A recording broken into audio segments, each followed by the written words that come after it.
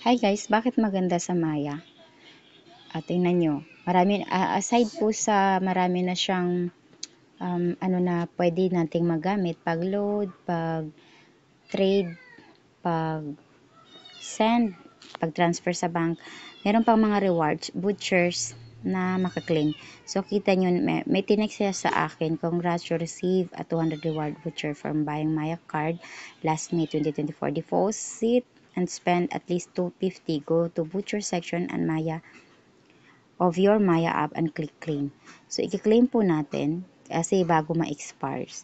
Nag-order po kasi ako ng card, then meron lang silang pinapagawa. Kailangan mo lang mag-load ng ano, tapos ma-avail mo na po yung ano. So, i-claim natin. Yung screen po ng aking cellphone ngayon ay medyo hindi clear kasi naulanan kahapon. So, pasensyahan nyo na yung ating video. Punta tayo sa Maya app. So, ito, pindutin na natin ang Maya app. Tapos,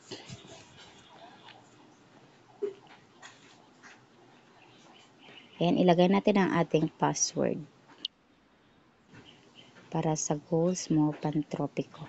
Pwede natin to cancel, X dyan sa taas para mas mabilis yung ating process. So, after natin mailagay ang ating password, pindutin natin ang login, then loading. Ito na po agad ang mag-a-appear sa atin. Pasensya niyo yung aking screen kasi medyo sira. So, 160 ito yung balance. 160 yung balance ko. Pwede po natin i-hide, ganyan. Pwede natin pindutin yung open yung mata niya or close. So, punta tayo sa mission. Dito po makukuha. Dito po kayo makaka-avail ng maraming benepisyo. So, punta tayo sa butcher. Kasi sa butcher yung kiniklaim yung aking free. So, dito na po siya. Nakita nyo may notification. Kung hindi po natin ito maklaim sa July 31, 2024, 11:59 PM, may expired po itong 200. So, sayang naman. So, click natin. So, kailangan po natin kiniklaim yung anilang mga rewards para mapunta sa ating account. So, claim, confirm. So, ganun lang po kadali. So, nakita nyo. X ko po. Then, pwede nyo basahin itong mga term and conditions. Voucher can only be redeemed during the validity period. Use the voucher to redeem Pay Maya credit. So, yun. Thank you. Thank you, Maya. Then, pwede tayo mag-check deals or kasi pipakita ko sa inyo kung totoo bang nakuha ko yun. Nakita niyo naman yung balance ko kanina. So, balik tayo. Ayan na, 262.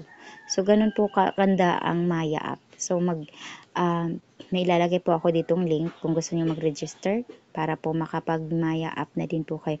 Pwede kayo bumili ng load, bank transfer, savings, stocks, crypto, marami pong features si Maya na mas maganda kaysa sa other na mga kayong katulad niya na mas madali siyang gamitin. Mas madali at saka ayan, pwede kayo dito mag-savings. So, savings, credit, pwede rin kayo mag-apply ng credit. So, hindi pa ako pwede, kaya hindi ako, pinindot ko lang yung guys. X ko na. So, hindi pa ako pwede sa credit. Bago pa lang ako. Pero, pwede kayo mag-credit guys. Pwede kayong mag-borrow up to 250,000. Ito yung cards. Ito kayo makaka-avail ng card free. Babalik nila, bibili nyo siya, then ibabalik din nila. Ito yung price. Maya Black Visa, Maya Black Mastercard, or Paris. Kung ito yung kukunin nyo. So, yun naman po. Sana may natutunan ko sa video na ito. Mag-subscribe, follow, share nyo din po para matutunan din ng iba. So, pinindot ko itong message. Every time kasi may mga notification kayo matatanggap. Ito may notification si Maya. Pwede nyo pong basahin yung message na yon. Yung transactions. Ayan. So, dito nyo po makikita. Kita nyo naman ang original ng aking screen ngayon. So, Garrett. Receive 150 Maya savings. Ito yung mga then wallet, savings, credit.